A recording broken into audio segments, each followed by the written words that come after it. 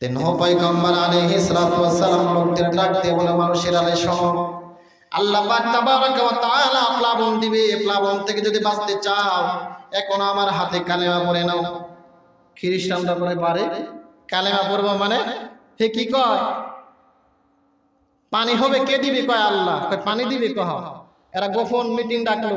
Meeting ডাইকা কয় নৌকার বড়াই করতেছে নূহ নবী, এই নৌকাতে কি করা যায়? সবাই বলল কি আর করা যায়, পায়খানা শুরু করে দেয়। নাউজুবিল্লাহ বলেন। কি করবে? কি করো? পায়খানা শুরু করে দাও। তো সবাই পায়খানা শুরু করে দিল। তো নূহ আলাইহিস সালাম আল্লাহকে বলছে, আল্লাহ হেরা যে পায়খানা শুরু করে দিল, আল্লাহ কয় দেখতে থাকো, আমি আল্লাহর খেলা কোথায় তুমি দেখতে থাকো। সুবহানাল্লাহ।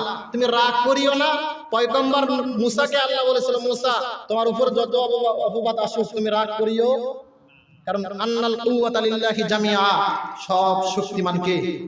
সর্বশক্তিমান কে? আল্লাহ।